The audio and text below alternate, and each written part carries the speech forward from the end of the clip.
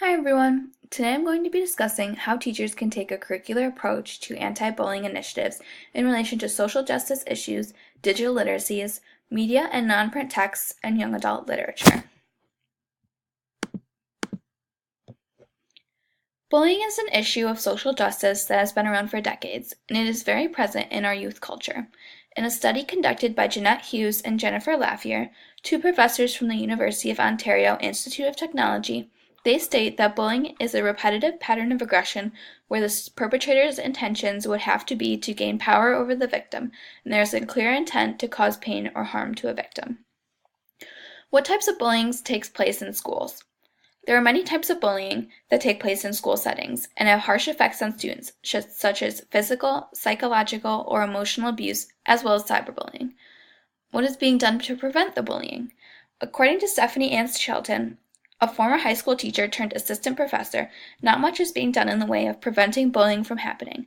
She states that it wasn't until a student at her school was brutally beaten and another was forced to transfer due to homophobic bullying that her school decided to take measures needed to be taken to address these issues.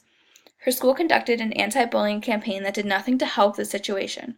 So what can teachers do to educate students on the dangerous effects of bullying when the administration is not being helpful? Using young adult literature to spark discussions among students about the effects of bullying. Hughes and Laffier suggest that introducing students to a variety of texts that deal with the very real impacts of bullying can help to open a classroom discussion about students' personal issues related to bullying, to dispel myths about bullying, and to educate young adults about this important topic. They argue that through critical discussions of how bullying is presented in the books in comparison to students' real-world experiences, students can take an active part in finding solutions to prevent bullying. By having students engage hands-on with the subject of bullying, it can prove much more beneficial than having students attend lectures on bullying. Finding ways to discuss social justice issues with students using materials already available and district approved. One issue that teachers and administrators have with this approach is that a lot of schools have very limited access to resources, and some schools make it hard to get certain texts containing social justice issues approved. Shelton states that it is possible to make do with texts already available in your classroom. She found old copies of The Merchant of Venice by Shakespeare, and she used that text to open up discussions about anti-bullying, religious oppression, gender norms, and gender performance. A lot of classic and historic texts do approach sensitive issues, and it is our job as English educators to broach those with our students and conduct meaningful discussions that can help better educate our students and deal with those issues in everyday life. I believe that it's our job as educators to approach sensitive social justice issues like bullying that society has tried to brush under the rug with our students. Through the use of literature, I believe that we can help educate our students to make a difference in their lives. Digital literacies, using social media to expand the literary practices of contemporary society and combat cyberbullying. Social media use in teens. According to the Journal of Multicultural Education, social media is the most common form of communication for young adults, and it is the driving force in students' literary practices. Because social media is the most common form of communication for today's youth, a lot of bullying gets done through sites like Discord, Facebook, Instagram, Twitter, Reddit, Saraha, and Snapchat. Some of these sites make it possible for teens to post harmful content anonymously, and since a lot of these sites are free, it makes it possible for anyone to participate. An article published in Computers in Schools states that the students' out-of-school literacy experiences play an important role in school-based literacy learning. So if students are using these social media sites for harm, then I believe it is our job as teachers to educate them on how to use them properly. If a student knows the proper way to navigate certain social media sites, it may decrease the likeliness of them becoming cyberbullies. So how to teach proper use of social media to develop digital literacies? We can incorporate certain social media sites like Twitter and Instagram into literary projects. We can also show students how certain fan fiction sites and blogs experiment with new genres and writing formats. By assigning students a project where they have to create a blog or a social media page for a character in a novel, we can teach them the proper language, writing styles, and social relationships that are appropriate for social media sites. Media and non-print texts. Using media and non-print texts in the classroom can really help students become more interested in and engage with literature that can help to promote anti-bullying efforts. One of these is podcasts. a high school teacher, Robert Rosema, advocates for the use of podcasts as a way to replace old-fashioned paper and pen book reports.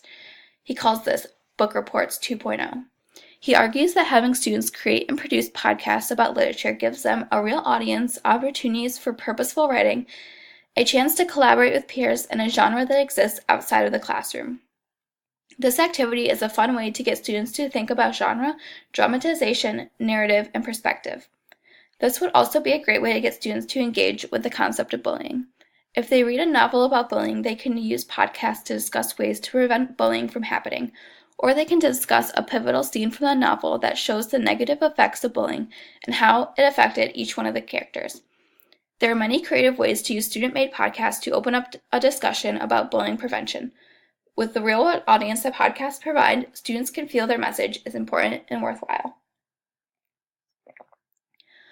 Another example of media in the classroom is YouTube. I previously discussed how teaching Shakespeare can take on the subject of bullying. Certain plays like The Merchant of Venice and The Tempest can open up important discussions on who bullies are and what impact they have on society. However, another way to introduce these texts is through YouTube. YouTube provides a variety of professional and unprofessional or parodies of various adaptations of Shakespeare plays. Having students watch or produce their own adaptation can help them to better engage with the content and help them to gain a better understanding of the underlying themes of bullying throughout the text. Young adult literature. Ralph Waldo Emerson once stated, "Every burned book enlightens the world." Using banned books in the classroom can open up discussions with students about sensitive issues that are prevalent in today's society. Censoring our students does not give them the space to develop the skills they need to critically think about real-world issues. What is censorship and intellectual freedom? Jen Selinsky published in the Indiana Libraries that intellectual freedom is the right of every individual to both seek and receive information from all points of view without restriction. Effects of censoring reading material on teens. An article published in the English Journal argues that banned books can offer an illuminating glimpse into the social construction of healthy and normal adolescent development. By preventing students from engaging with these texts, we as teachers are denying them the opportunity to ask important questions about society and their own development. What can banned books offer students? One of the most banned authors in America, Judy Blume, looks to write texts for teens that deal with the truth about what it's like to grow up in contemporary America. If we don't offer students the truth and discuss real-world issues, Blume concludes that the required reading list for schools will consist of the most bland books ever written. In my opinion and experience, students don't want to engage with boring books. They want to read novels that they can relate to and that can offer them new perspectives on diverse issues. Offering students the opportunity to read texts that deal with bullying, racism, homophobia, or gender roles can allow them to either educate themselves on the realness of these issues, or if they are going through a similar situation, it can allow them to feel as if their voice is heard. It is comforting to know that you are not alone. What types of books are banned and why? Books are banned for a variety of reasons, but on the next page I've listed some books that are banned because of their bullying content. Some of these books include Blubber by Judy Blume, Eleanor and Park by Rainbow Rowell, Some Girls Are by Courtney Summers, and The Absolutely True Diary of a Part-Time Indian by Sherman Alexie. To wrap it up, I believe that through teaching banned young adult literature about social justice issues, incorporating media such as podcasts and YouTube, and using social media to promote digital literacies, we as educators can take a curricular approach to anti-bullying initiatives.